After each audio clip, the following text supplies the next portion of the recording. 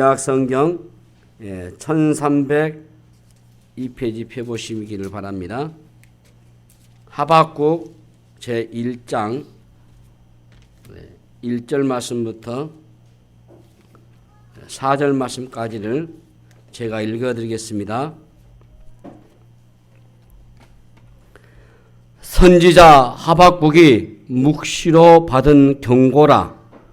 여호와여, 내가 부르짖어도 주께서 듣지 아니하시니 어느 때까지리까? 내가 강포로 말미암아 외쳐도 주께서 구원하지 아니하시나이다. 어찌하여 내게 죄악을 보게 하시며 패역을 눈으로 보게 하시나이까? 겁탈과 강포가 내 앞에 있고 변론과 분쟁이 일어났나이다.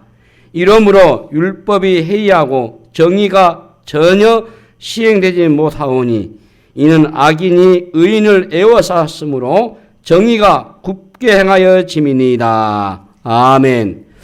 네, 우리 같이 인사 나눕시다. 이 자리에 오신 당신은 이 시간 가장 아름다운 분이십니다. 감사합니다. 한 10여 차례에 걸쳐서 이 하박국서를 강의하면서 설교하려고 합니다. 여러분, 이 하박국서는 소선지서입니다. 오늘날은 어떤 시대보다도 이 소선지서, 특별히 이 선지서의 말씀이 좀 필요하지 않겠는가? 우리가 구약 성경을 대선지서, 소선지서 나누어요.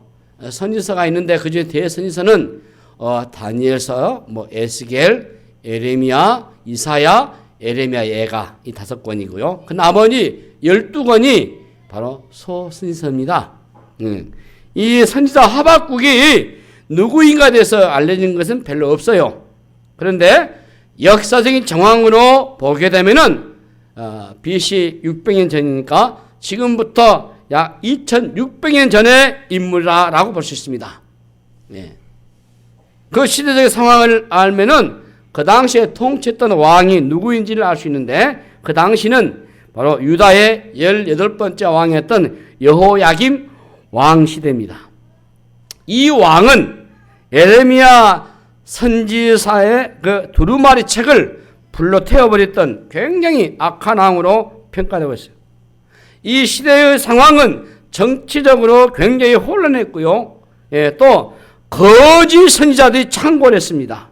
또 바벨론이 침공해 오던 때였습니다. 그러니까 국내적 상황은 물론이거니와 주변의 나라들과의 관계도 전쟁의 위험에 있던 시대였다. 그때 이 하박국 선지자는 유다 안에 가득한 죄악으로 인해서 망할 것이라고 하는 이 경고를 해야 하는 참 어려운 사명을 받았다는 것이죠.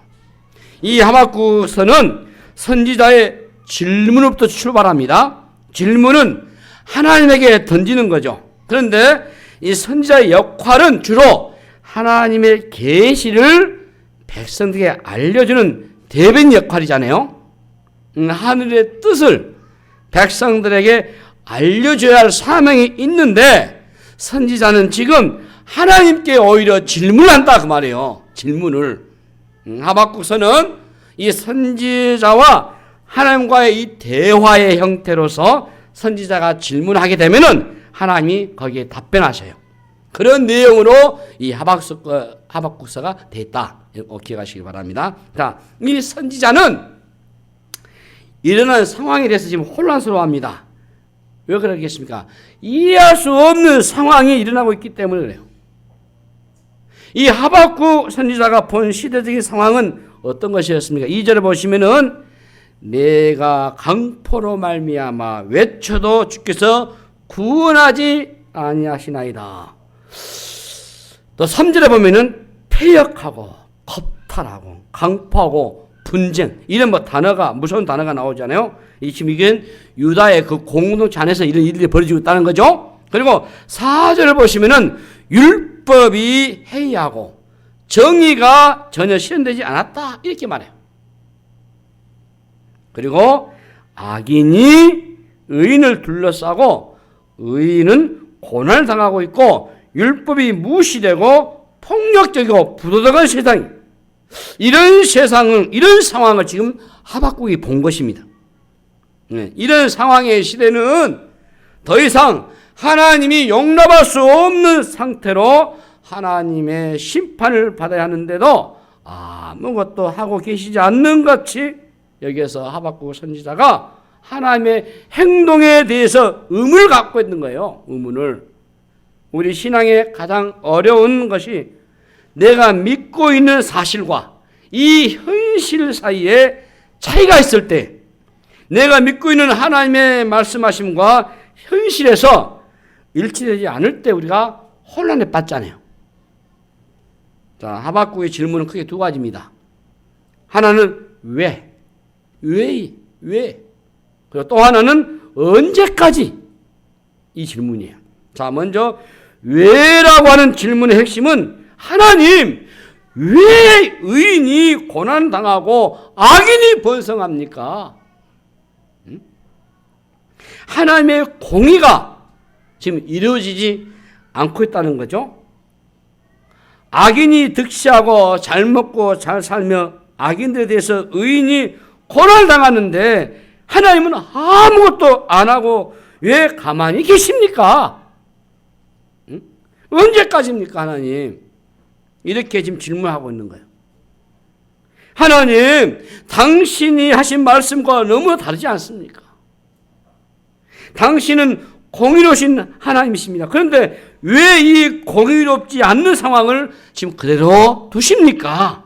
라고 질문하고 있는 거예요. 우리도 하나님이 살아 계시면 어떻게 이런 일이 일어날 수 있습니까? 라는 질문을 참 많이 하죠. 악한 자들에 의해서 세상이 혼란할 때, 억울한 사람들의 죽음을 볼 때, 이해하기 어려운 큰 사고들을 우리가 접할 때 이런 질문을 던지지 않습니까?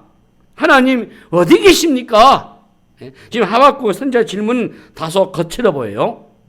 질문이지만은 사실 그 안에 원망과 불평이 내면에 깔려 있는, 그래서 약간은 어때요? 하나님께 대드는 같은 느낌 받죠? 그런데 선지자가 이런 질문하는 불순한 태도도 하나님은 다 받으세요. 다 받으셔. 사실 거칠어도 하나님께 질문하는 것은 긍정적으로 볼 필요가 있어요. 하나님은 참 마음이 넓으신 분이시잖아요. 시편에 하나님께 하소연하는 기도를 보면은 굉장히 불순하고 태도가 좋지 않지만은 참 하나님은 다 받으셔요. 그러니 어떤 때는 마음에 굉장히 울적하거나 분노가 일어날 때 기도도요, 하나님 앞에 그냥 거칠게 물어도 됩니다, 여러분. 절규하거나 분노를 표현할 수도 있어요. 진짜 좋지 않는 것은 하나님 앞에 아무것도 묻지 않는 것이 참 나쁜 거죠. 하나님에 대해서 묻지도 않고 질문도 하지 않고 궁금한 것도 없는 것이 바로 불신앙이잖아요. 불신앙이거든요. 하박국 선지자는 현실적으로 이해가 되지 않는 문제지만은 그 문제를 지금 하나님께 가지고 나아가고 있어요. 이 두 번째 질문이 언제까지입니까? 2절에 보니까, 2절에 보시면은 여호와여, 내가 부르짖어도 주께서 듣지 아니하시나니 어느 때까지니까? 현실을 기다릴 수 없을 만큼 심각한 상황이라는 거죠. 악인이 이렇게 창궐해 가지고 의인이 죽어가는 것 같은데 벌을 주거나 처단하는 것이 아닙니까? 하나님의 행동이 지금 굼뜨게 보이거나 느리게 보일 때가 있단 말이에요. 현실은 너무나 치열한데 삶 속에서 하나님의 통치를 일어나지 않을 때 어느 때까지입니까? 라는 질문하죠. 오늘날 많은 그리스도인들이 기도하면서 겪는 고통 가운데 하나가 내가 기도하고 또 기도했는데 말씀하지 않는 하나님의 침묵을 경험하는 겁니다.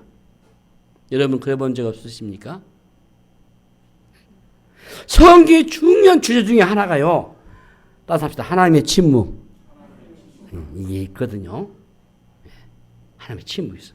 지금 하박국 선지자의 질문 속에서 우리가 도전받는 것이 하나 있어요.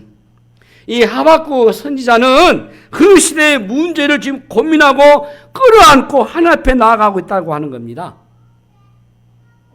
하박국 선지자의 이름의 뜻이요, 껴안다, 포옹하다입니다.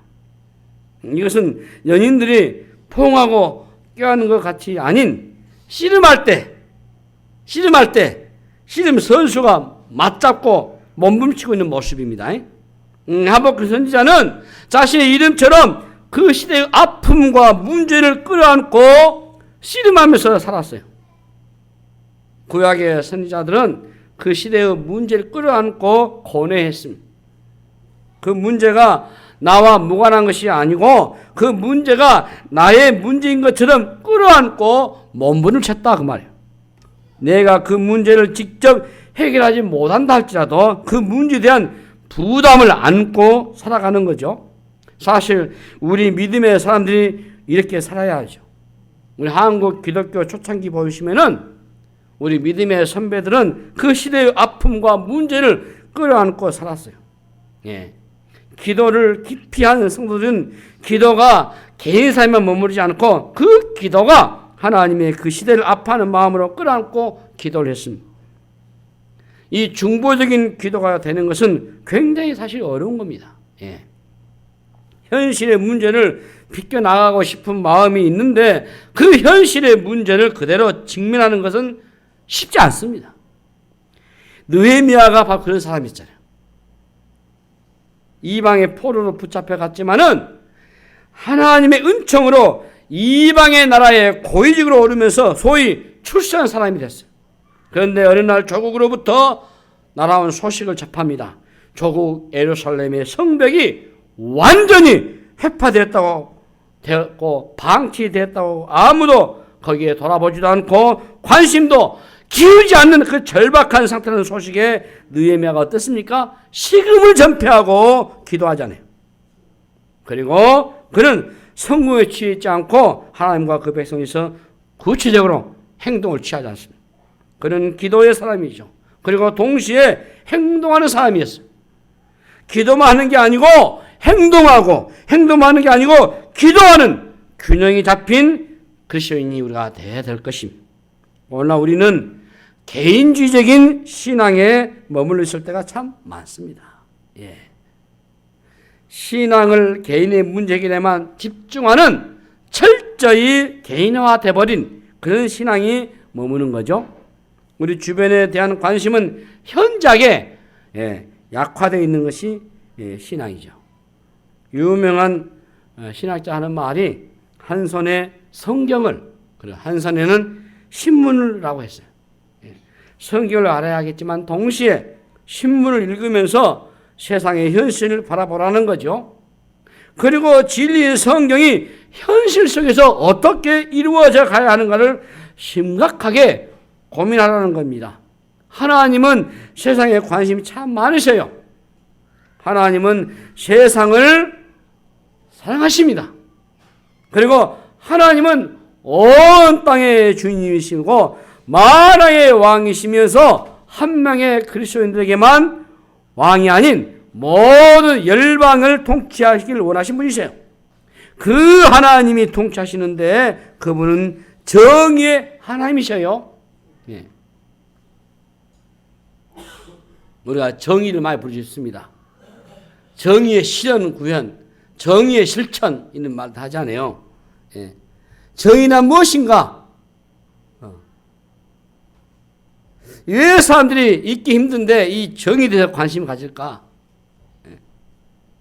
인간이 정의에 관심을 갖고 있기 때문에요. 예. 인간들 안에 정의에 대한 목마름이 있거든요. 예. 당 이름도 정의당 있잖아요. 예. 정의의 당이라고. 이 정의의 문제는 간단하게 설명이 어려운 주제입니다. 인류 역사의 어려운 난제 중에 하나가 이 정의의 문제예요. 그런데 우리는 이 정의에 민감하면서도 정의에 대해서 무감하게 이런 모순을 우리가 안고 살아가고 있죠. 자, 이런 질문이 많습니다. 뭐냐면은, 젊을 때는 참 질문도 많아요. 근데 나이가 드시면은 질문이 점점 줄어듭니다. 우리 삶에 관한 중요한 이슈가 있지만은 사람들은 더 이상 여기에 대해서 질문하지는 않습니다. 왜냐하면 나의 현실의 문제가 너무나 크기 때문에. 내 문제도 바쁜데, 내 문제도 큰데 굳이 내가 이 사회에 얼굴 돌려야 되고 이것저것 생각해야 되느냐 그러잖아요. 먹고 사는 게 힘들어지면서 점점 우리 사회가 개인화돼 버렸잖아요. 또 질문 가지고 고민을 해도 쉽게 답을 얻거나 해결되지 않는다는 것을 우리가 잘 알기 때문에 그래서 질문하지 않습니다. 젊은 날에는 그것으로 열정 가지지만은 그래서 열변도 토하고 노력도 하겠지만은 사회가 그렇게 쉽게 변하지 않는다는 사실을 알기 때문에 자포자기 해버리는 거죠. 그리고 또 하나는 우리 안에 이 개인주의의 심화 때문입니다. 예. 현대인들은 자신과 직접 관련된 일이 아니면 관심이 없어요. 그러나 우리 신자는 사실 세상에 관심을 가져야 하지 않습니까? 이 정의의 문제도 관심을 가져야 되거든요.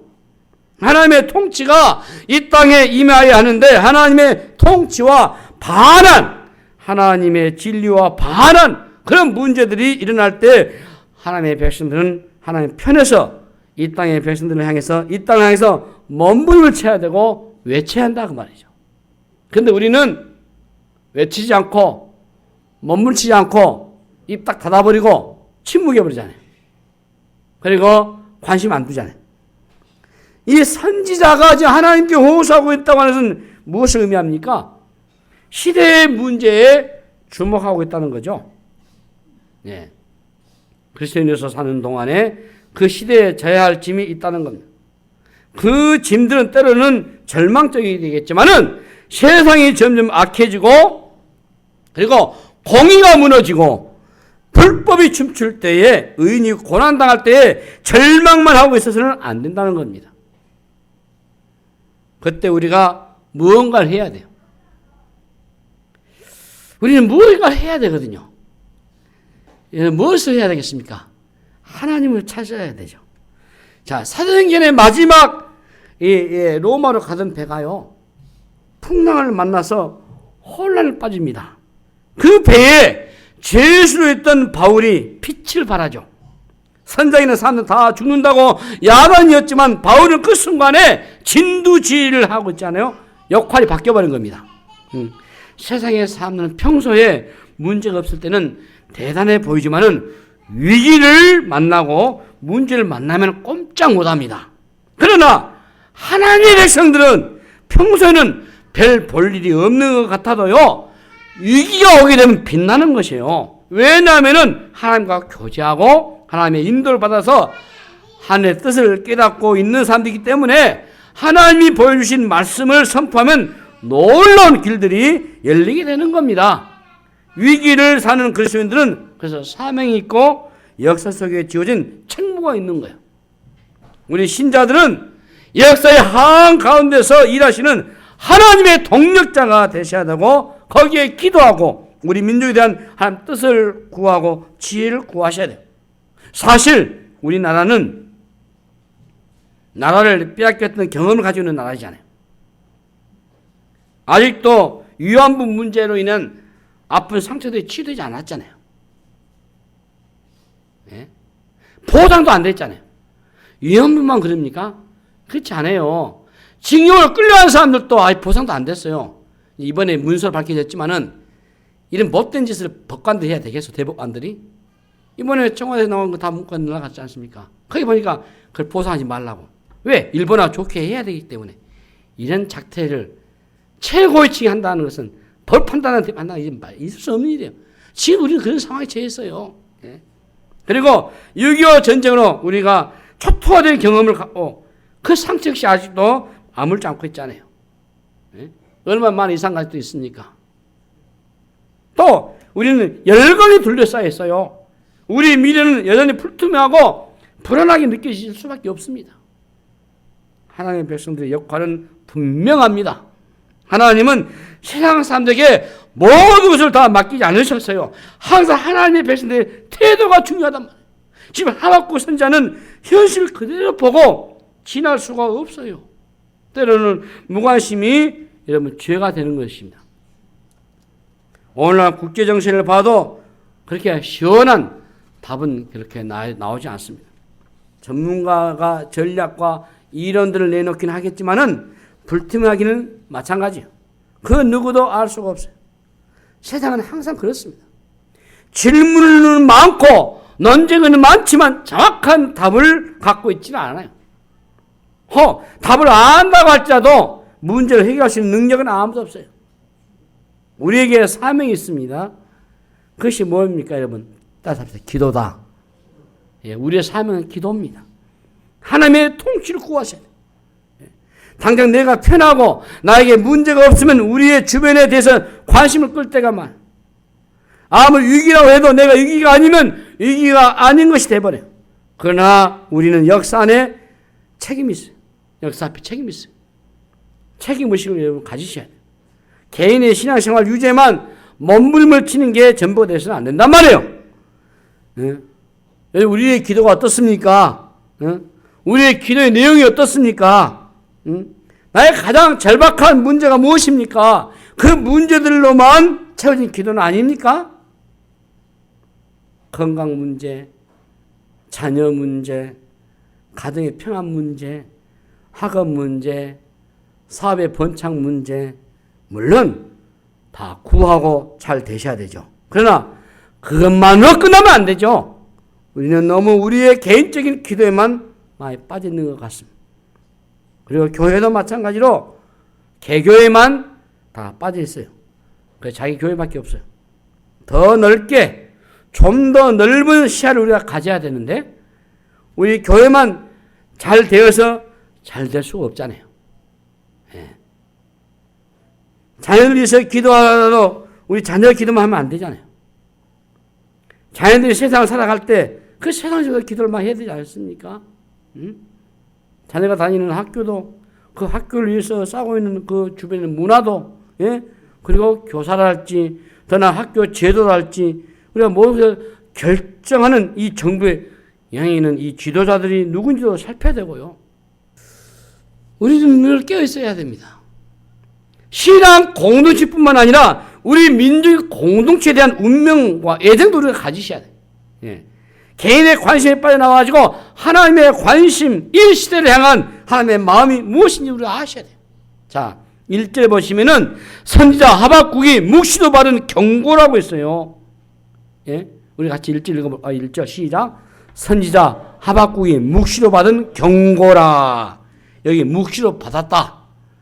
여기서 묵시는요, 명사형으로 보는 환상, 동서로는 보다입니다. 여기서 보다는 내가 보는 게 아니고 하나님이 보여주신 겁니다. 자, 하나님이 보여주지 않으면은 내가 아무리 무언가를 봐도 의미가 없어요. 그렇죠? 하나님이 보여주신 것이 묵시고 환상이단 말이에요. 우리가 많이 쓰는 비전이라는 말이 있는데 비전은 내가 무언가를 보는 게 아니고 하나님이 보여주신 거예요.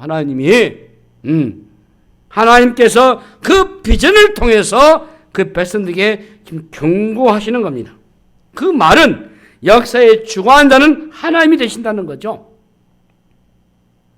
모든 출발은 묵시로부터 시작이 되고 그 묵시는 하나님께서 주신 것이기에 하박국이 질문을 시작하는 것 같지만은 그렇지 않다. 묵시로부터 시작한다는 사실, 출발은 하나님이시다는 거예요. 우리가 질문하고 현실을 잘 파악하고 있다고 여길지 모르겠지만 그렇지 않습니다.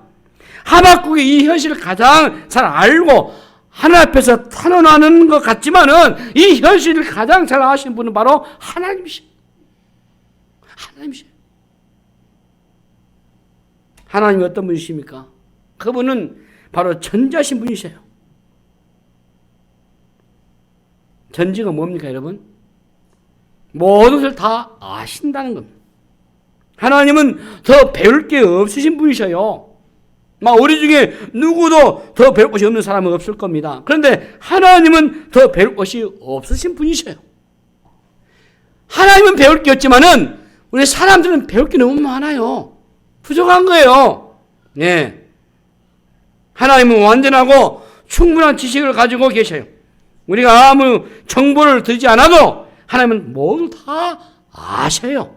다 아셔. 하나님에게는 새로운 지식이 없습니다. 하나님은 전지하심에 벗어날 수 있는 존재가 이 우주에 하나도 없습니다. 누구나 하나님을 속일 수 없을 것이고 순간적이라도 하나님의 눈을 가릴 수가 없습니다.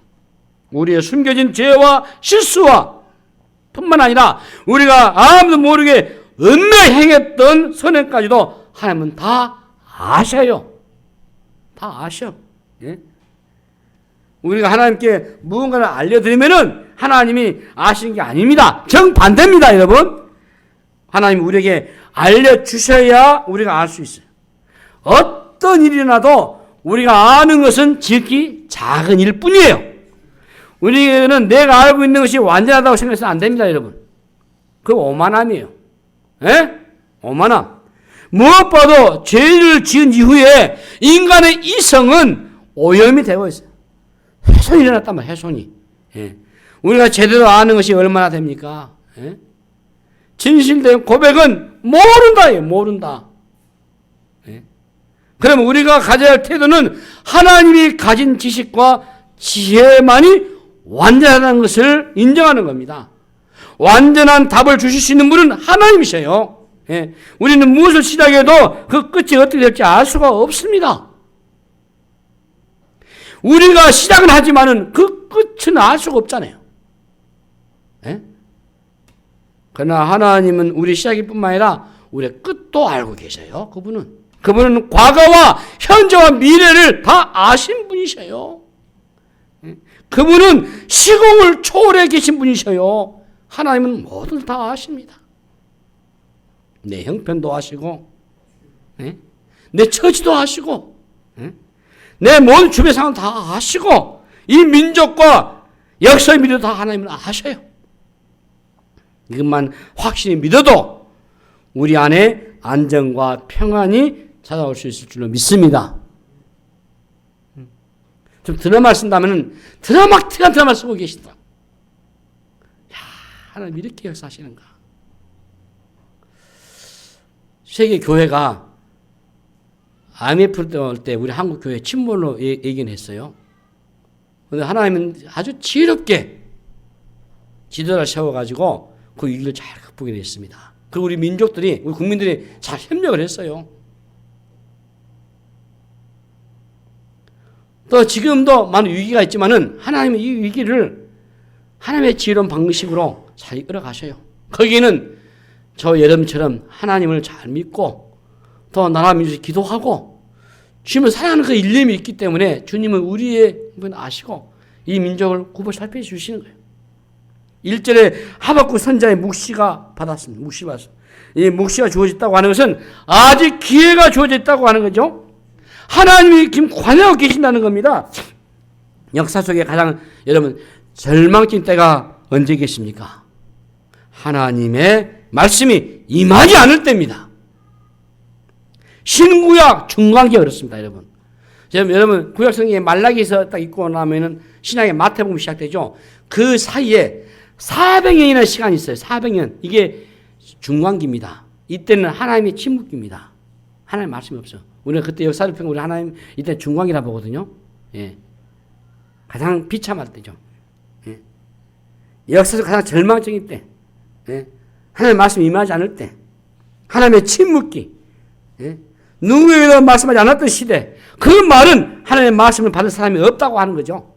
시대가 전체적으로 어두워진 영적인 잠을 자고 깨있지 않으면 하나님이 아무리 말씀해 주셔도 듣지를 못합니다. 듣지 못하면 어떻게 순종할 수 있겠습니까? 그게 바로 재앙이죠. 듣지 못하니까 순종 안 하죠. 그게 재앙이죠. 이 신구약 중간기의 오랜 침묵기를 깨고 나타난 사람이 바로 누구죠? 세례 요한이거든요. 세례 요한의 출현으로 새로운 시대가 열리지 않습니까? 하나님의 말씀이 세례 요한에게 임한 거죠. 한 사람에게만이라도 그 시대의 말씀이 임하니까 그 말씀을 통해서 그 시대를 살리는 겁니다. 그래서 많은 사람들이 광야로 세례 요한을 찾아왔던 이유는 하나님의 말씀이 임했기 때문에 그래요.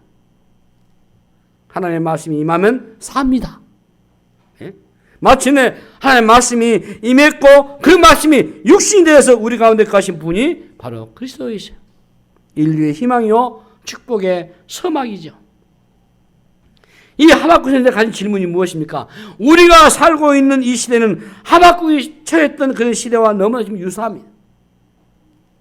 오늘의 현실의 상황은 유다의 상황과 조금도 다를 바 없을 정도로 막막하고 답답할 때로 암담하죠. 하박국 선지자의 질문이 왜? 어느 때까지? 이 질문 안에 들어가 보면은 질문의 핵심은 하나님이 누구이십니까? 예? 이러는 상황이나 유다의 지금 미래에 대한 것이 아니고 그가 진짜 알고 싶은 것은 다름 아닌 하나님이 누구신지인 거예요. 예. 이것보다 더 귀중한 질문이 어디 있습니까? 우리가 하나님이 누구신지를 바로 알면 우리의 인생의 의문, 모든 질문 다 해결된 줄로 믿습니다.